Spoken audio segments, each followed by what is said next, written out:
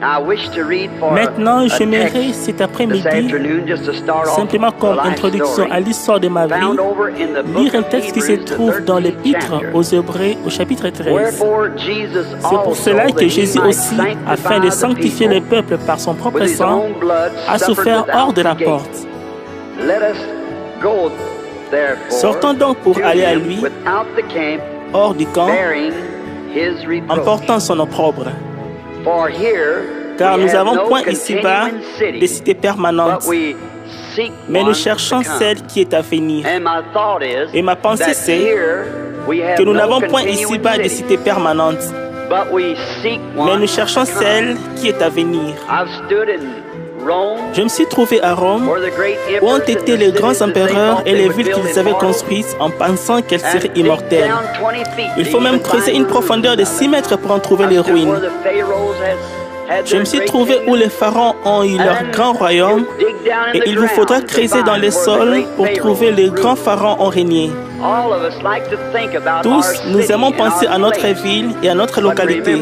Mais souvenez-vous, elle ne peut pas subsister. Quand j'étais un petit garçon, j'allais près d'un grand érable. Cet arbre géant, c'était l'arbre le plus magnifique. Je pouvais voir ses branches puissantes se balancer au vent, son tronc énorme. Et je me disais, tu sais, je crois que cet arbre sera là pendant des centaines et des centaines d'années. Il n'y a pas longtemps, j'ai jeté un coup d'œil à ce vieux arbre. Ce n'est plus qu'une souche, car nous n'avons point ici-bas de cité permanente. Non, rien de ce qu'on peut voir sur cette terre n'est permanent. Ça doit avoir une fin. Tout ce qui est mortel doit céder à l'immortalité. Et je voyais mon père. À l'époque, c'était un homme plutôt court, costaud, très fort. Et c'était l'un des petits hommes le plus fort que je connaissais. Et puis je me souviens, quand papa arrivait et qu'il faisait un bond de toilette avant le dîner, il retroussait ses manches et ses petits bras trapus. Quand il levait les bras pour se laver, qu'il jetait de l'eau sur son visage, le muscle roulait sur ses petits bras. Je me disais, tu sais, mon papa vivra jusqu'à 150 ans. Il était tellement fort, mais il est mort à 52 ans. Voyez, nous n'avons point ici-bas de cité permanente. C'est exact. Nous ne pouvons pas être là en permanence. Maintenant, faisons un petit voyage tous ensemble. Et c'est agréable de se balader de temps en temps sur les sentiers de souvenirs. Vous ne trouvez pas? Je suis né dans une petite cabane de montagne, là-haut dans les montagnes du Kentucky. Nous vivons dans une seule pièce, pas de tapis sur le sol, même pas le bois sur le sol. C'était juste un sol nu, tout simplement. Une souche, le dessus d'une souche coupée, avec 3 pieds en dessous. C'était notre table. Et tous les petits branhams s'entassaient là-dedans et dehors, devant la petite cabane, et on se traînait dehors. On aurait dit qu'une bande d'opossums s'était traînée dans la poussière par là, vous savez. Tous les petits frères. Nous étions 9. Et il n'y avait qu'une petite fille. Maman avait 15 ans quand je suis né. Papa avait 18 ans. J'ai été le premier des 9 enfants. Et ils m'ont raconté que le matin où je suis né, nous étions très pauvres, le plus pauvre parmi les pauvres. Et nous n'avions même pas de fenêtre dans cette petite cabane. Il y avait une espèce de petite porte en bois qu'on ouvrait. Je doute que vous avez déjà vu quelque chose comme ça. Une petite porte en bois qui s'ouvrait au lieu d'une fenêtre. On la saisissait ouverte le jour et on la fermait la nuit. Nous ne pouvions pas allumer les lumières électriques ni même brûler du pétrole à cette époque-là. Nous n'avions pas ce qu'on appelle une lampe à graisse. Je suis né le 6 avril 1909, évidemment. Vous savez, comme ça j'ai un peu plus de 25 ans maintenant. Et donc le matin où je suis né, maman a dit qu'ils ont ouvert la fenêtre. Or, nous n'avions pas de médecin. Il y avait une sage-femme, simplement. Et cette jeune femme, c'était ma grand-mère. Et alors, quand je suis né et que j'ai poussé mon premier cri, alors maman voulait voir son enfant. Et quand ils ont ouvert la petite fenêtre, juste au point du jour, Vers les 5 heures, il avait un rouge-gorge perché tout près d'un petit buisson. Avez-vous déjà entendu la légende du rouge-gorge? Comment sa poitrine est devenue rouge? Un jour, le roi des rois était mourant sur la croix. Il souffrait et personne ne voulait venir à lui. Il n'avait personne pour l'aider. Il y avait un petit oiseau brun qui volait arracher les clous de la croix. Il volait vers la croix sans arrêt. Il tirait sur les clous. Il était trop petit pour les arracher. Et sa petite poitrine est devenue toute rouge, tachée de sang. Et depuis ce jour-là, sa poitrine est rouge. Il était perché près de la fenêtre. Il gazouillait à la manière dont chante le rouge-gorge. Et papa a ouvert la fenêtre. Et quand ils ont ouvert la petite porte-fenêtre, cette lumière que vous voyez sur la photo est entrée par la fenêtre en tournoyant. Selon les dires de ma mère, elle s'est placée au-dessus du lit. Grand-maman ne savait quoi dire. Nous n'étions pas une famille religieuse. Et donc, elle a ouvert. Quand ils ont ouvert cette fenêtre et qu'il y avait cette lumière dans la pièce, elle ne savait pas quoi faire. Papa s'était acheté, m'a dit maman, une salopette toute neuve pour cet événement. Il était debout avec ses bras dans les plastrons de sa salopette, semblable à celle que portaient les forestiers et les bûcherons à cette époque-là. Et ça les a effrayés. Eh bien, quand j'ai eu une dizaine de jours ou quelque chose comme ça, ils m'ont amené à une petite église baptiste appelée le Royaume des Opossums. Alors, le vieux prédicateur est venu et là, il a prié pour moi, tout petit garçon. C'était ma première sortie à l'église. À l'âge d'environ d'un peu plus de 2 ans, la première vision a eu lieu. Eh bien, ça s'était raconté aux alentours dans les montagnes là-bas que cette lumière était entrée. Alors, ils ont essayé d'expliquer la chose. Certains disaient que ce devait être le soleil qui s'était réfléchi dans un miroir de la maison.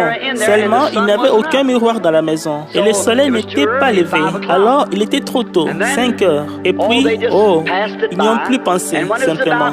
Et quand j'ai eu environ, je suppose, près de 3 ans, or, je dois être franc. Il y a des choses ici que je n'aime pas dire. Et je souhaiterais pouvoir le laisser de côté et ne pas avoir à le dire. Mais pourtant, pour dire la vérité, il faut dire la vérité, même si c'est sur vous-même et sur votre famille. Dites-le franchement et comme ça c'est toujours pareil. Mon père était loin d'être quelqu'un de religieux. C'était le type même du montagnard qui buvait constamment tout le temps. Il s'était mis dans le pétrin au cours d'une bagarre. Il ne pouvait pas revenir parce qu'il était recherché par la police.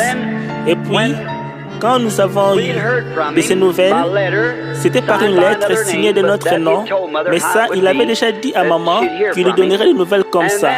Et puis un jour, je me souviens, la source, cette petite cabane était juste derrière la maison. Et pendant cette période après, il y a 11 mois entre moi et mon frère. C'est lui qui me suit et il s'est traîné encore à 4 pas. J'avais un gros caillou à la main et je voulais lui montrer avec quelle force je pouvais lancer ce caillou dans la vieille boue, à l'endroit où la source était sortie de la terre et avait rendu le sol boueux. J'ai entendu un oiseau et chanter du haut des arbres. Je regardais en haut, dans l'arbre, et l'oiseau s'est envolé. Et à ce moment-là, une voix m'a parlé.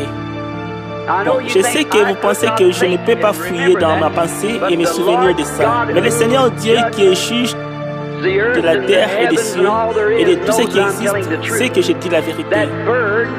Quand cet oiseau s'est envolé, une voix est sortie de l'endroit où se trouvait cet oiseau dans l'arbre, semblable à des vents dans un buisson, et elle a dit, « Tu vivras près d'une ville appelée New Albany. » Et j'ai vécu depuis l'âge de 3 ans jusqu'à maintenant, à moins de 3000 de New Albany dans l'Indiana.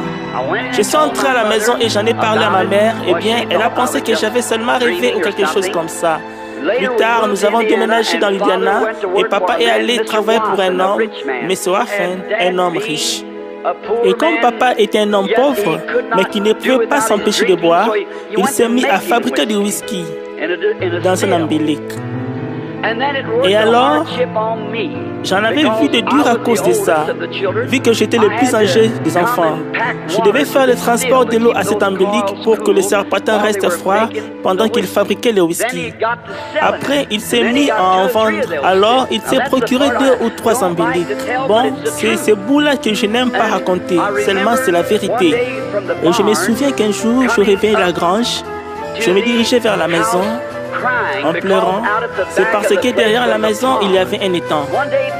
Un jour, je transportais de l'eau à partir de la pompe, là qui était à une distance d'environ un pâté de maison. Je braillais à qui voulait m'entendre parce que j'étais rentré de l'école et tous les garçons étaient allés pêcher à l'étang. J'aimais vraiment beaucoup la pêche. Alors, ils avaient tous pu aller à la pêche, tous sauf moi, et moi, je devais transporter l'eau pour cet embellique. Évidemment, il ne fallait pas un soufflement. C'était pendant la prohibition et c'était toute une épreuve. Je me suis arrêté sous un arbre et j'étais assis là à brailler. C'était en septembre. Parce que je voulais aller à la pêche, il fallait que je remplisse plusieurs kifs d'eau avec de petits seaux à mélasse à peu près hommes comme ça, d'un demi-gallon. En effet, je n'étais qu'un petit gars d'environ 7 ans. Je l'ai versé dans une grande cuve. Ensuite, j'ai retourné en chercher 2 autres seaux et j'ai revenu. Je l'ai tiré à la pompe. C'est cette eau-là que nous avions. Cette nuit-là, ils avaient distillé une cuvée de whisky de maïs, ces hommes-là avec papa à la maison.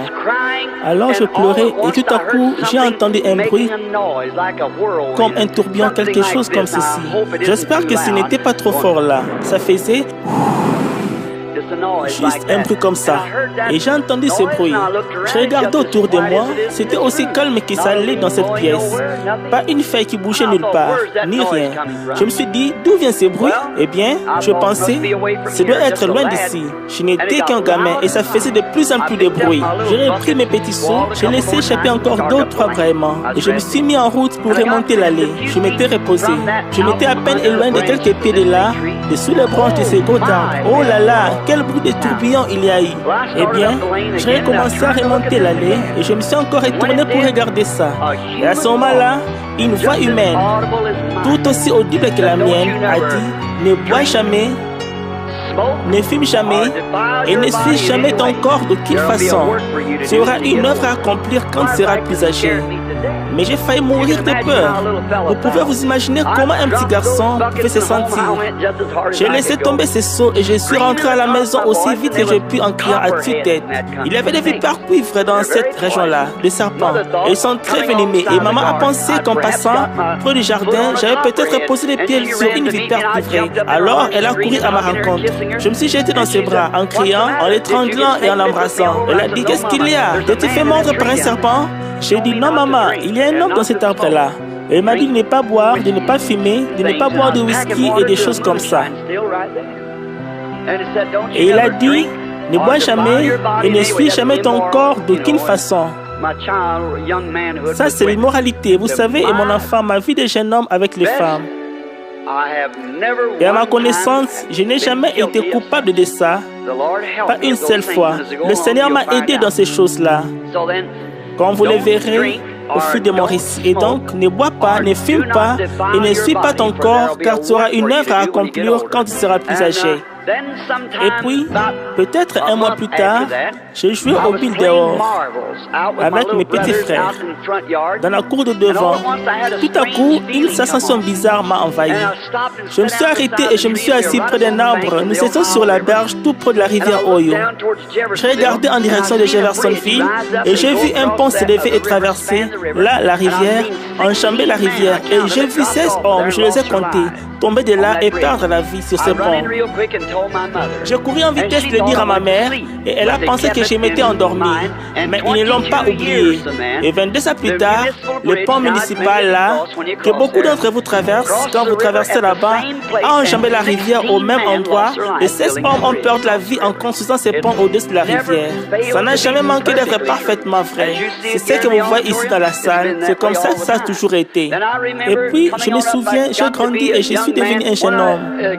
Quand je suis devenu un jeune homme, j'avais le même genre d'idée que tous les jeunes hommes. À l'école, j'avais rencontré des jeunes filles, vous savez. J'étais très timide, vous savez, et j'ai fini par me faire une petite amie.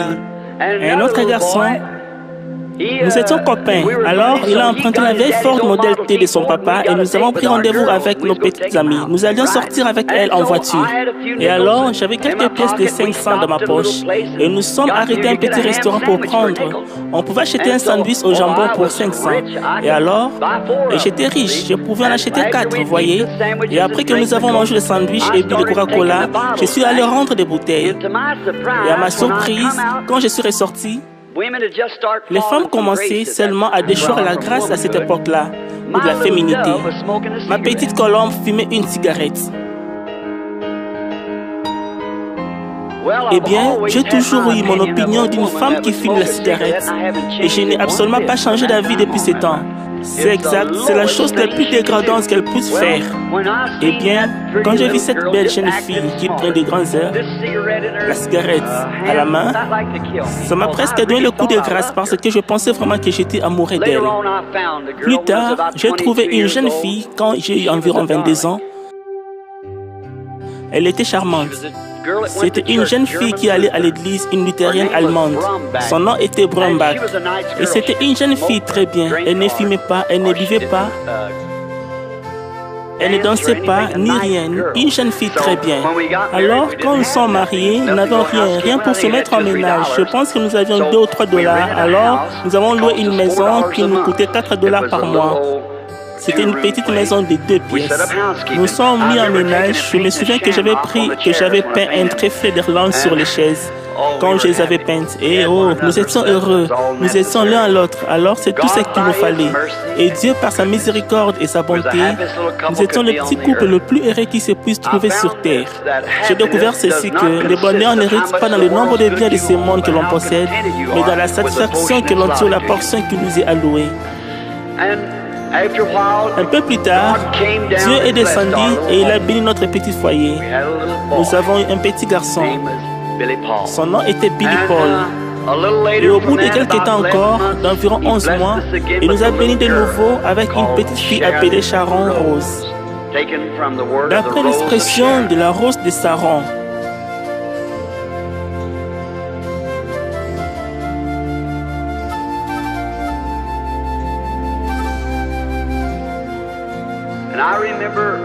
Et un jour, je me souviens que j'avais mis de l'argent de côté pour prendre quelques jours de vacances, aller à un endroit appelé le lac Paf Paf à la pêche. Et en revenant, pendant cette période, je suis en train d'oublier ma conversion. Je me suis converti, j'ai été ordonné dans l'église baptiste missionnaire par le docteur Roy Davis. J'étais devenu ministre de l'Évangile et j'avais mon tabernacle où je prêche maintenant à Jeffersonville. J'étais pasteur de cette petite église. Sans prendre d'argent, j'ai été pasteur de cette église pendant 17 ans sans recevoir un sou. J'étais contre le feu, il n'y avait même pas de plateau à offrande dans l'église. Et pour mes dîmes que j'avais à cause de mon travail et tout, il y avait une petite boîte à l'arrière du bâtiment où il était dit, il y avait un petit écriture dessus. Toutes les fois que vous avez fait ces choses au plus petit d'entre le mien, c'est à moi que vous les faites. Et alors, c'est comme ça qu'on a payé l'église. Nous avions contracté un emprunt sur 10 ans pour la payer et nous avons remboursé en moins de 2 ans. Et je n'ai jamais ramassé d'offrande d'aucune sorte. Et je me souviens qu'elle avait travaillé très fort pour m'aider à amasser l'argent nécessaire pour aller pêcher à ces lacs. Et comme je reviens de ces lacs, j'ai commencé à remarquer des automobiles avec des inscriptions à l'arrière qui disaient Jésus seul. J'en ai suivi quelques-unes. Elles se sont arrêtées à une très grande église. J'ai découvert qu'il s'agissait des pentecôtistes. J'avais entendu parler des pentecôtistes, mais c'était une bande d'exaltés qui restaient là, étendus par terre et qui avaient des clignes à la bouche et toutes ces choses qu'on m'avait dites. Alors je ne voulais rien avoir à faire avec ça. Je les entendais tous s'emballer là-dedans. Alors je me suis dit, je crois que je vais simplement entrer. Donc j'ai arrêté ma vieille Ford et je suis entré. Et ça chantait comme vous n'avez jamais entendu de votre vie. Eh bien, j'ai écouté quelques-uns de leurs enseignants. Ils étaient là, ils enseignaient sur Jésus et sur sa grandeur. Et combien tout était si glorieux. Et sur un baptême du Saint-Esprit. Je me disais, de quoi partir? Mais vous savez, il y avait quelque chose. Plus je restais assis là, plus ça me plaisait. Et il y avait quelque chose qui semblait être très bon. Et cette nuit-là, je priais presque toute la nuit. Je disais, Seigneur, dans quoi est-ce que je me suis embarqué? Je n'ai jamais vu des gens aussi religieux de toute ma vie. Je disais, aide-moi à voir ce qu'il en est de tout ça. Le lendemain matin, je me suis rendu là-bas. On nous avait invité à déjeuner. Naturellement, je ne voulais pas venir manger avec eux vu que je ne pouvais pas participer à l'offrande. Et il a dit, hier soir, il y avait un jeune prédicateur ici sur l'estrade, un baptiste. Et il a dit, c'était le plus jeune prédicateur sur l'estrade. Son nom était Branham.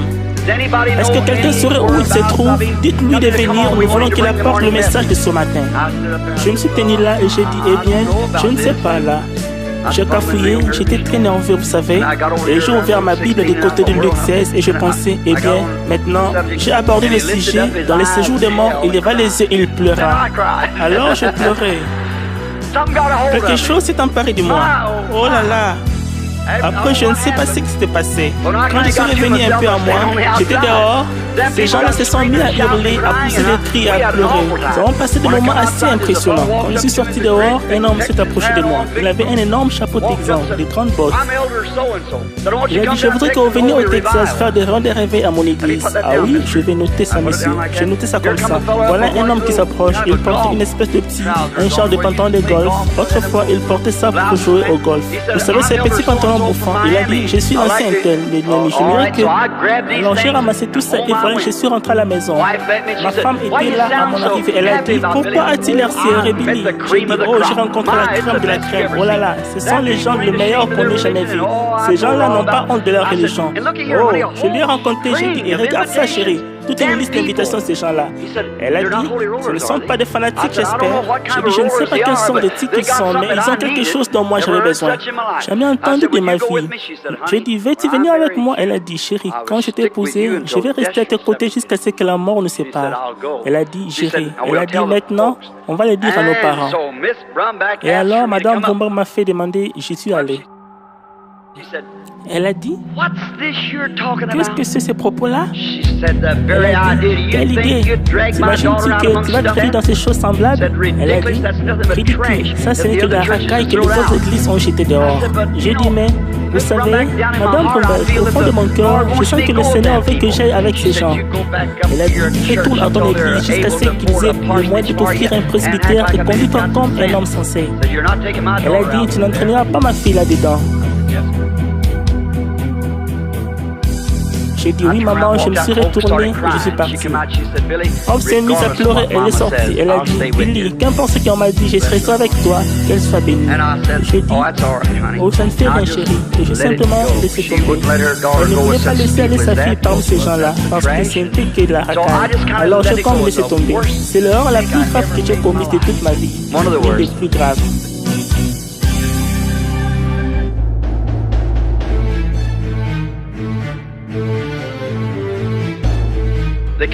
Il y a eu une inondation en 1937. Il y a eu une inondation et notre, à ce moment-là, j'ai patrouillé et je faisais tout ce que je pouvais pour faire sortir les gens de l'inondation. Les maisons s'écroulaient et ma propre épouse était tombée malade. Et elle était très très malade d'une pneumonie. Et l'ont amenée. L'hôpital habituel était tellement plein que nous n'avons pas pu l'envoyer là-bas. Alors nous l'avons amenée à un édifice gouvernemental. J'ai installé une salle là-bas. Et alors après, ils m'ont encore appelé pour que je retourne. J'ai toujours vécu sur la rivière et je suis très habile pour piloter un bateau. Alors j'ai essayé de ramener les gens et sauver l'inondation. Ils m'ont appelé en disant, il y a une maison sur la rivière qui est sur le point de s'effondrer. Il y a une mère et un paquet d'enfants à l'intérieur. Ils disaient, si tu penses qu'avec ton bateau, ton moteur, tu peux arriver jusqu'à eux. J'ai dit, eh bien, je vais faire tout ce que je peux. Je franchissais les lames, la digue avait été rompue là-bas. L'eau était en train d'apporter la ville. J'ai allé à plein gaz et finalement, en passant par les ruelles et les avenues, je suis arrivé là-bas, près l'endroit où j'ai trouvé la vieille digue. Et l'eau coulait à flot. J'ai entendu quelqu'un crier. Et j'avais une mère debout sur sa galerie. Et les grandes larmes qui déferlaient comme ça. Eh bien, j'ai continué à monter dans cette direction aussi loin que j'ai pu. J'ai frappé le courant. Je suis revenu et je suis arrivé de ce côté. J'ai arrêté mon bateau juste à temps pour l'attacher au pilier, du montant de la porte, du montant ou du montant de la galerie. Je me suis précipité à la maison, j'ai empoigné la mer et je l'ai fait monter dans le bateau avec deux ou trois des enfants. J'ai détaché mon bateau et je l'ai amené. Je suis allé beaucoup plus bas et je les ai ramenés au bord. J'ai fait environ 2 km dans la ville avant d'arriver au bord avec elle. Et quand je suis arrivé là-bas, elle s'était évanouie. Elle s'est mise, elle criait, mon bébé, mon bébé. Eh bien, je pensais qu'elle voulait dire qu'elle avait laissé le bébé dans la maison. Oh là là, je suis reparti là-bas pendant qu'ils essayaient de s'occuper d'elle. Et j'ai fini par découvrir que c'était pour qu'elle voulait savoir où était son bébé là-bas. Il y avait un tout petit d'environ 3 ans, mais j'avais pensé qu'elle parlait d'un nourrisson quelque chose. Alors je suis reparti et je me suis rendu là-bas. Et quand j'ai attaché le bateau, je suis entré et je n'ai pas trouvé le bébé. Alors la galère s'est dit la maison s'est écroulée. J'ai couru à toute vitesse et j'ai saisi la pièce de bois qui retenait mon bateau. Je suis monté dans le bateau, j'ai tiré et je l'ai détaché. Avec tout ça, je m'étais retrouvé dans le courant de la rivière principale. Il était peut-être 11h30 du soir. Il tombait de la neige fondue et de la neige. J'ai saisi la corde de démarrage, j'ai essayé de mettre le bateau en marche et il refusait de démarrer. J'ai essayé et il refusait de démarrer et j'ai essayé de nouveau. J'avançais toujours plus bas dans le courant et les chutes étaient juste un peu plus bas. J'essayais très fort, on me disait, oh là là, c'est ma femme, ça y est. J'essayais très fort, j'ai dit, Seigneur, je t'en prie, ne me laisse pas mourir d'une mort comme celle-là. Et j'ai tiré et j'ai tiré. Et ça m'est revenu. Quand il s'est après, il n'a pas voulu aller.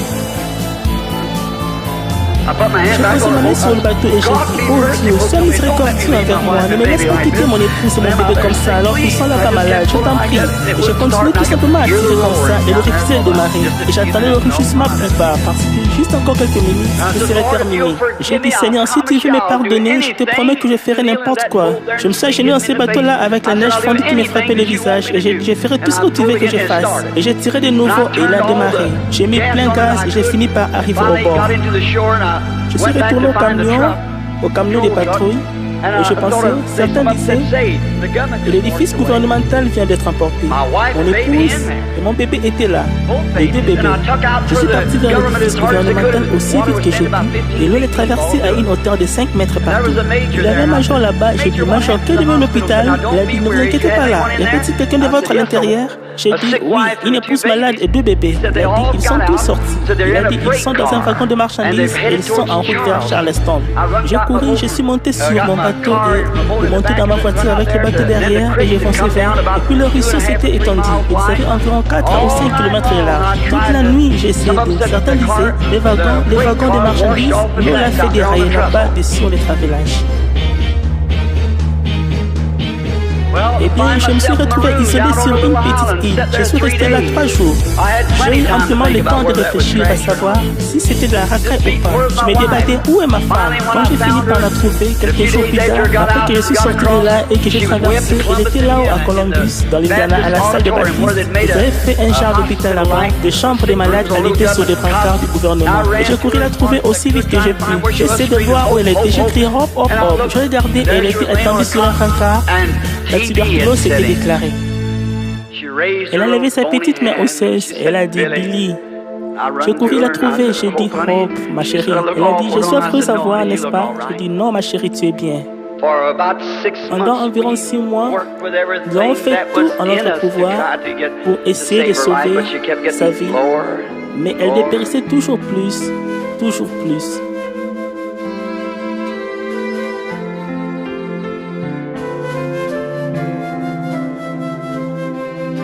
Un jour, je faisais une ronde, j'avais allumé ma radio, j'ai cru les entendre dire. L'ancien appel à la radio dire William Branham est démarré d'urgence à l'hôpital. Son épouse est mourante. Je suis retourné à toute vitesse à l'hôpital, aussi vite que j'ai pu. J'ai mis la lumière rouge et la sirène en marche et je suis parti. Quand je suis arrivé à l'hôpital, je me suis arrêté et je suis entré en courant. Traversant l'hôpital, j'ai rencontré un de mes copains. Nous pêchions ensemble. Nous sortions ensemble quand nous étions gamins, Sam Adair. Et donc le voyais qui arrive comme ça et il avait son chapeau à la main. Il m'a regardé et il a simplement fondu en larmes. J'ai couru vers lui, je lui ai sauté au cou, il m'a brûlé ses bras, il a dit Billy, elle s'en va.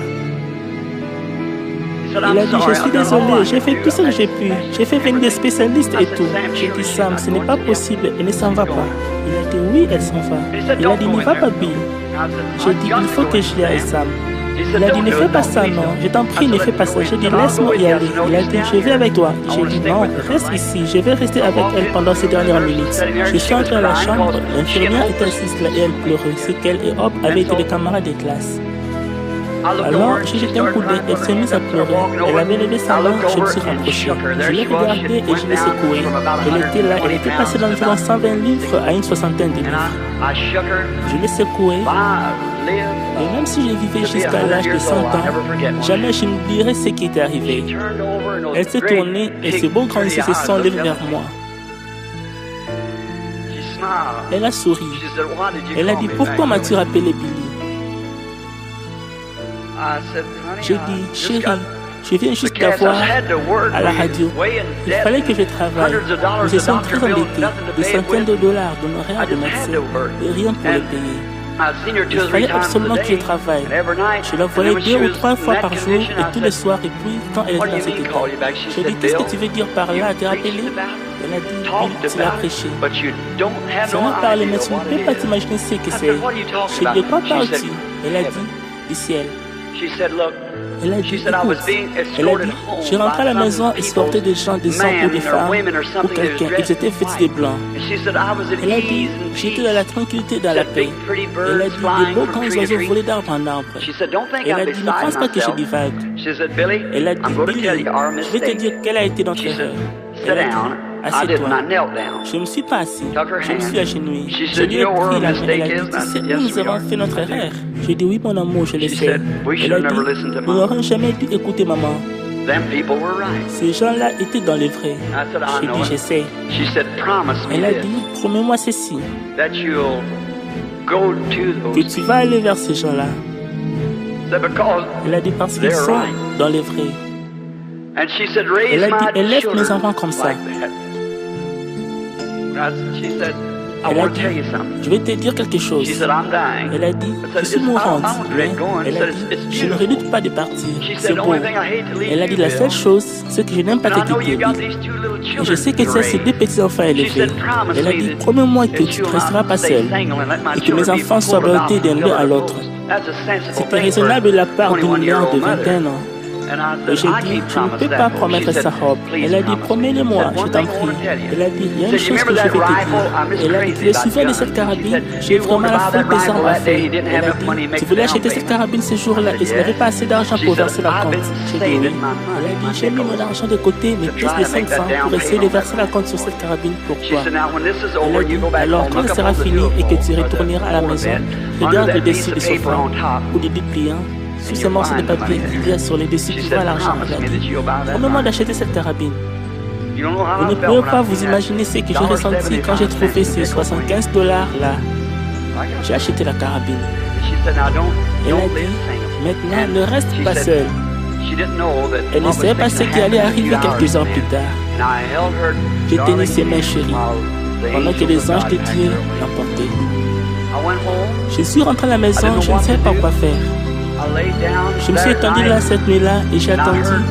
Je pense que c'était une petite souris dans le vieux foyer où nous avons mis du papier.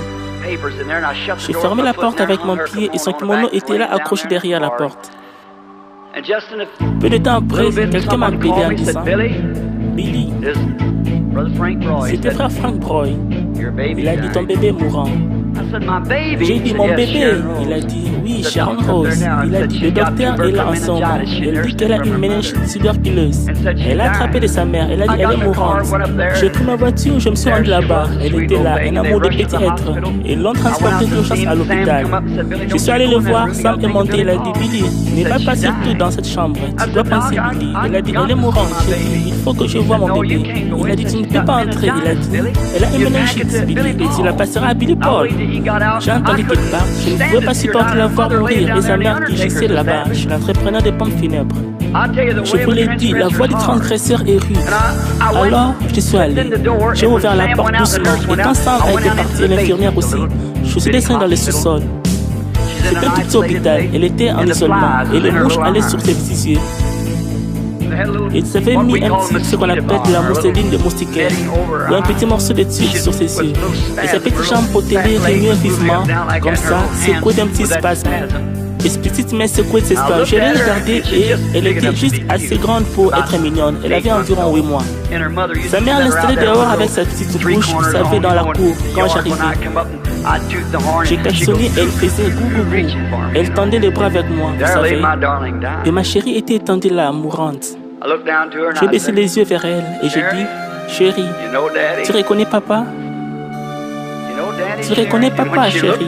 Et quand elle a regardé, elle souffrait tellement qu'un de ses beaux petits yeux bleus louchaient.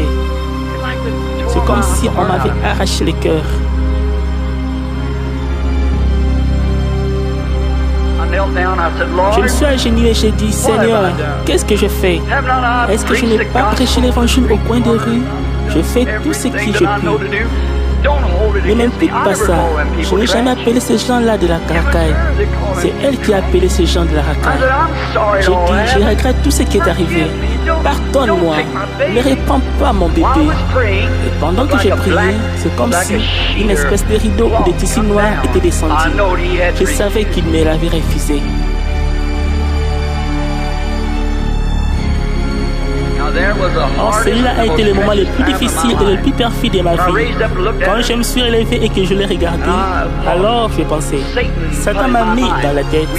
Eh bien, tu veux dire qu'après avoir aussi prêché énergiquement et mené la vie que tu as menée maintenant, quand il s'agit de ton propre bébé, il va te refuser ça? J'ai dit, c'est vrai.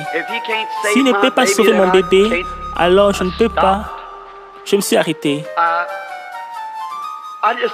Je ne savais vraiment pas quoi faire. Et alors j'ai dit ceci. J'ai dit, Seigneur, tu me l'as donnée et tu l'as reprise. Béni soit le nom du Seigneur.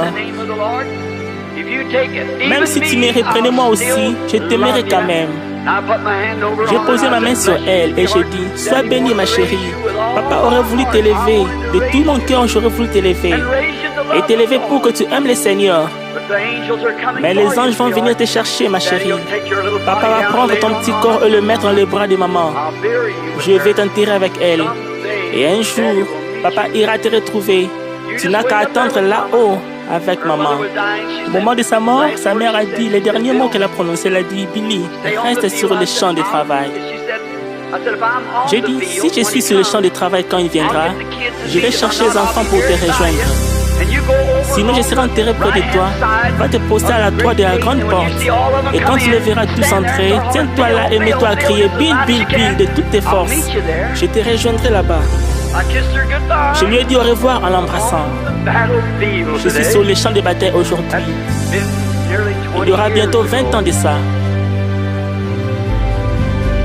J'ai un rendez-vous avec mon épouse. Je vais la rejoindre. J'ai pris le petit bébé quand elle est morte et je l'ai mis dans les bras de sa mère et nous l'avons amené au cimetière. Je me suis tenu là à écouter frère Smith, le prédicateur méthodiste qui a prêché aux funérailles, cendre au cendre et poussière à la poussière, et j'ai pensé cœur à cœur. Elle est partie. Un matin, pas longtemps après, j'ai amené le petit Bill là-bas. Il n'était qu'un petit bout de chou. Il a dit quelque chose là qui m'a presque donné le coup de grâce un après-midi. Il pleurait. Il était tard dans l'après-midi et je l'ai porté sur mon dos comme ça. Je l'ai porté sur mon épaule et je l'ai tapoté comme ceci. Il a dit, papa, s'il te plaît, va chercher maman et amène-la ici. Et j'ai dit, chérie, je ne peux pas aller chercher maman. Jésus. Et il a dit, eh bien, dis à Jésus de m'envoyer ma maman, je la veux. Et j'ai dit, eh bien, chérie, toi et moi, on va aller la voir un jour. Et il s'est arrêté, il a dit, papa. J'ai dit oui. Il a dit, j'ai vu maman là-haut sur ces nuages. Oh, ça m'a presque donné des coups de grâce. Je pensais, oh, j'ai vu maman là-haut sur ces nuages. C'est bien simple. J'ai failli m'évanouir. J'ai serré le petit bout de chou contre ma poitrine, comme ça. J'ai simplement baissé la tête et je suis entré dans la maison. Les jours ont passé. Je n'arrivais pas à oublier. J'essayais de travailler. Je ne pouvais pas retourner à la maison. Ce n'était plus chez moi. Et je voulais rester là. Nous n'avions rien d'autre que ces vieux meubles en mauvais état. Mais c'était quelque chose dont nous avions profité ensemble. Elle et moi, c'était chez nous. Et je me souviens un jour, j'essayais de travailler pour le service public. J'étais allé réparer une vieille ligne secondaire qui s'était détachée. C'était très tôt le matin. J'escaladais cette croix. Je ne pouvais pas renoncer à mon bébé. Je pouvais comprendre que ma femme s'en aille, mais ce bébé s'en aille. Ce n'est qu'un tout petit être. Et j'étais là-haut, j'ai chanté, là-haut sur la colline. Une croix faite de bois rigueux. Les lignes primaires arrivaient au transformateur et réparties par le secondaire. Et j'étais monté là-haut, tout à coup j'ai regardé et le soleil s'est levé derrière moi. Et là, avec mes mains tendues et la forme de la croix sur la colline, je pensais, oui, ce sont mes péchés qui l'ont amené là. J'ai dit, Sharon, ma chérie, papa a tellement envie de te voir, chérie. Comme je mérite de tenir de nouveau dans mes bras, mon petit ange. J'ai bien raisonné. Quelques semaines avaient passé. J'ai retiré mon gant de caoutchouc. C'était 2300 volts qui passaient là, juste à côté de moi. J'ai retiré mon gant de caoutchouc. J'ai dit, oh Dieu, je n'aime pas faire ça. Je suis un lâche. Mais chéri papa, va vous revoir, toi et maman, dans quelques minutes. J'ai commencé à enlever mon gant pour poser ma main sur ces 2300 volts. Ça briserait. Mais il ne resterait même plus de sang en vous. J'ai commencé à enlever ces gants. Il s'est passé quelque chose. Quand je suis revenu à moi, j'étais assis sur le sol, avec le main sur le visage comme ceci. Je pleurais. C'était la grâce de Dieu, sinon je ne serais pas ici à faire un service de guérison. Ça, j'en suis sûr, c'était lui. Il protégeait son don, pas moi. Je suis parti à la maison. J'ai cessé le travail, j'ai rangé mes outils et je suis rentré. Je dis, je rentre à la maison. Je suis arrivé par le côté de la maison et j'ai pris le courrier dans la maison. Il faisait un peu froid, je suis rentré. Nous avions une petite chambre, je dormais sur un petit lit de camp là. Le gel allait commencer et c'est vieux pour elle. J'ai pris le courrier, j'ai regardé ce qu'il y avait comme courrier et sur le dessus, la première chose c'était ces petites économies de Noël, 85. Mademoiselle Sharon Rose Ranam. Et voilà que ça a recommencé. J'avais été garde-chasse. J'ai pris mon revolver, mon pistolet, je l'ai sorti de l'étui. Et j'ai dit, Seigneur, je ne peux plus supporter ça. Je suis en train de laisser mes os. Je suis si tourmenté. J'ai abaissé les chaînes du revolver. Je l'ai appuyé contre ma tête en m'agenouillant sur ce lit de camp. Dans cette chambre, j'ai dit, Notre Père qui est aux cieux, que ton nom soit sanctifié, que ton règne vienne, que ta volonté soit faite. Et j'ai essayé, j'appuie sur la détente de toutes mes forces. Je disais, sur la terre comme au ciel. Donne-nous aujourd'hui notre pain quotidien. Et les coups ne voulaient pas partir. Et je pensais, oh Dieu, vas-tu me démolir complètement? Qu'est-ce que je fais? Tu ne veux même pas me laisser mourir. J'ai jeté le revolver par terre et le coup est parti. La balle a traversé la pièce. J'ai dit, oh Dieu, pourquoi ne puis-je pas mourir en finir? Je ne peux vraiment plus continuer. Il faut que tu fasses quelque chose pour moi. Je me suis laissé tomber. J'ai fondu en larmes sur ma petite couchette sale là. J'ai dû m'endormir. Je ne sais pas si j'ai dormi ou quoi. J'avais l'impression de me promener dans la prairie. J'ai chanté ces chants. La roue du chariot brisée. Il y a une écrite sur les ranches. À vendre. Et comme je continuais, j'ai remarqué un vieux chariot couvert. Une espèce de vieux chariot bâché, dont la roue était brisée. Évidemment, ça représentait ma famille brisée. Et en m'approchant, je regardais une très belle jeune fille se trouver là. Elle avait environ 20 ans, les cheveux blancs flottants et les yeux bleus, vêtus de blanc. Je l'ai regardée, j'ai dit bonjour, je continue. Elle a dit salut papa. Je me suis retourné, j'ai dit papa? J'ai dit, comment mademoiselle puis-je être votre papa alors que vous avez le même âge que moi? Elle a dit, papa, tu ne sais pas où tu es, c'est tout. J'ai dit, que voulez-vous dire? Elle a dit, ici c'est le ciel. Elle a dit, sur la terre j'étais ta petite Sharon. Mais j'ai dit, chérie, tu n'étais qu'un petit bébé. Elle a dit, papa, les petits bébés ne sont pas des petits bébés ici, ils sont immortels. Ils ne vieillissent ni ne grandissent jamais. Et j'ai dit, eh bien, Sharon, chérie, tu es une belle jeune femme. Elle a dit, maman t'attend. J'ai dit, où? Elle a dit, là-haut, dans votre nouvelle maison. J'ai dit, nouvelle maison? Les Branham sont des vagabonds. Ils n'ont pas de maison. J'ai dit, eh bien, je n'ai jamais eu de maison, chérie. Elle a dit, mais tu en as ici, papa. Je ne vais pas faire l'enfant. C'est tellement réel pour moi. Quand je repense, c'est comme si je revivais tout ça. Elle a dit, tu en as ici, papa. Je sais que j'en ai une là-bas. Et un jour, j'irai. Elle a dit, où est Billy Paul, mon frère? J'ai dit, eh bien, je l'ai laissé chez Madame Brun il y a quelques minutes. Elle a dit, maman veut te voir. Je me suis retourné, je regardais. Il y avait des palais immenses. Et la gloire de Dieu les enveloppait. Et j'entendais un cœur angélique chanter. Ma maison, ma douce maison. Je me suis engagé dans un grand escalier, je l'ai grimpé à toute vitesse. Et quand je suis arrivé à la porte, elle était là. Elle portait un vêtement blanc, ses longs cheveux noirs lui descendaient dans les dos. Elle a tendu les bras comme elle le faisait toujours quand je rentrais du travail, fatigué ou quelque chose. Je lui ai saisi le main. Et j'ai dit, chérie, je vis Sharon là-bas. Et j'ai dit, elle est devenue une belle jeune fille, n'est-ce pas? Elle a dit, oui, Bill. Elle a dit, Bill. Elle a mis ses bras autour de moi. Elle a dit, juste autour de mes épaules. Elle s'est mise à me tapoter. Elle a dit, arrête de te faire des soucis pour moi, Sharon. J'ai dit, chérie, c'est plus fort que moi. Elle a dit, maintenant, Sharon et moi, nous sommes dans une meilleure situation que toi. Elle a dit, ne te fais plus de soucis pour nous. Veux-tu me les promettre? J'ai dit, oh. J'ai dit, tu me manques tellement et Sharon aussi. Il y a Billy qui te réclame tout le temps. Il pleure. J'ai dit, je ne sais plus quoi faire avec lui. Elle a dit, tout ira bien, Bill. Elle a dit, promets-moi seulement de ne plus te faire de soucis. Elle a dit, veux-tu t'asseoir? Je regardais autour de moi et il y avait un grand fauteuil. Je me souviens que j'avais essayé d'acheter un fauteuil. Une fois, j'avais essayé d'acheter un fauteuil.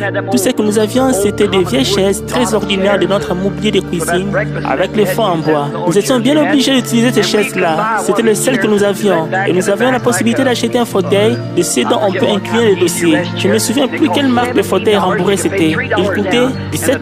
On pouvait donner $3 comptant et puis $1 par semaine. Nous en avons acheté un. Et quand j'arrivais, je travaillais toute la journée et je prêchais jusqu'à minuit dans les rues et partout où je pouvais. Un jour, j'étais en retard dans mes paiements. Nous n'arrivions plus à les faire et le temps passait, jour après jour. Et finalement, un jour, ils sont venus chercher mon fauteuil. Ils l'ont repris. Ce soir-là, je n'oublierai jamais. Ils m'avaient fait une tarte aux cerises, pauvre petite. Elle savait que j'allais être déçue. Après le souper, j'ai dit, pourquoi es-tu si gentille ce soir, chérie? Elle a dit, écoute, j'ai envoyé les garçons du voisinage te chercher le verre pour la pêche. Tu ne penses pas qu'on devrait aller à la rivière pêcher un petit moment? J'ai dit, oui, mais... Elle a fondu en larmes. Je savais que quelque chose n'allait pas. Je m'en doutais un peu parce qu'on m'avait déjà envoyé un avis comme quoi ils allaient venir le chercher. Nous n'arrivions pas à faire ce paiement $1 par semaine. Nous n'y arrivons pas. Nous n'avions pas tout simplement pas les moyens. Elle m'a entouré de ses bras. Je suis allé vers la porte et mon fauteuil n'était plus là. Elle m'a dit, là-haut, elle a dit, tu te souviens de ce fauteuil, Bill? Et j'ai dit, oui, chérie, je m'en souviens. Elle a dit, c'est à ça que tu pensais, oui? Elle a dit, eh bien, celui-ci, ils ne le reprendront pas. Celui-ci est payé. Elle a dit, assieds-toi un petit instant, je voudrais te parler. J'ai dit, chérie, je ne comprends pas. Elle a dit, promets-moi, Billy, promets-moi que tu ne te feras plus de soucis. Tu vas retourner maintenant. Elle a dit, promets-moi que tu ne te feras pas de soucis. J'ai dit, je ne peux pas faire ça, Rob. Et juste à ce moment-là, j'ai repris connaissance. Il faisait noir dans la chambre. Je regardais autour de moi, j'ai senti son bras qui m'entourait. J'ai dit, Rob, es-tu ici dans la chambre? Elle s'est mise à me tapoter. Elle a dit, vas-tu me faire cette promesse, Bill? Promets-moi que tu ne te feras plus de soucis. J'ai dit, je te le promets. Et à ce moment-là, elle m'a tapoté 2 ou 3 fois et elle était partie. Je me suis levé d'un bond et j'ai allumé la lumière. J'ai regardé partout, elle était partie.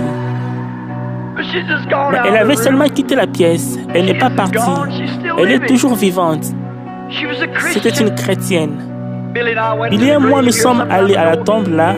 Il y a quelque temps, il a porté une petite fleur à sa mère et à sa sœur un matin de Pâques. Et nous nous sommes arrêtés. Le petit bout de chou s'est mis à pleurer. Il a dit, papa, maman est là-dessous. J'ai dit, non chérie, non, elle n'est pas là-dessous. Ici, nous avons une tombe fermée, mais très loin de l'autre côté de la mer, il y a une tombe ouverte, là où Jésus est ressuscité.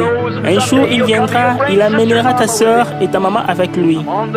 Je suis sur le champ de bataille aujourd'hui, mes amis. Je ne peux vraiment plus vous en raconter. Que Dieu vous bénisse. Courbons la tête un instant. Oh Seigneur. Très souvent, Seigneur, j'en suis sûr, les gens ne comprennent pas quand ils imaginent que ces choses-là vont toutes seules.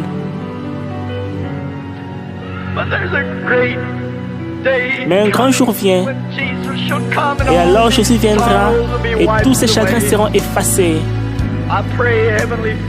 Je te prie, Père Céleste, de nous aider à être prêts. Et cette dernière promesse, quand je l'ai embrassée sur la joue ce matin en lui disant que je la rejouerai là-bas ce jour-là, je crois qu'elle sera postée là à crier mon nom. Je suis resté fidèle à cette promesse, Seigneur. Tout autour du monde, À toutes sortes d'endroits, j'essaie d'apporter l'évangile. Je prends de l'âge maintenant, je suis fatigué, je suis épuisé. Un de ces jours, je vais fermer cette Bible pour la dernière fois. Oh Dieu, garde-moi fidèle à la promesse. Entoure-moi constamment de ta grâce, Seigneur. Que je ne regrette pas aux choses de cette vie, mais que je vive pour les choses qui sont de l'autre côté. Aide-moi à être honnête. Je ne demande pas à avoir la vie facile. Non, Seigneur, alors que mon Christ est mort dans la souffrance là-bas et que tous les autres sont morts de cette manière, je ne demande pas la facilité. Permets-moi seulement d'être honnête, Seigneur, de dire la vérité. Fais que les gens m'aiment pour que je puisse les conduire à toi. Je prie que ta miséricorde repose sur chacun de nous ici. Et ceux qui sont ici, Seigneur, il se peut qu'ils ne te connaissent même pas. Et peut-être qu'ils ont un petit être cher de l'autre côté de la mer là-bas. S'ils n'ont jamais accompli leur promesse, puissent-ils le faire maintenant, Seigneur? Excusez mes larmes. Oh là là, vous ne vous rendez pas compte, mon ami. Vous ne savez pas ce qu'il y a eu de sacrifices. Ça, ce n'est même pas une parcelle pratiquement de l'histoire de ma vie.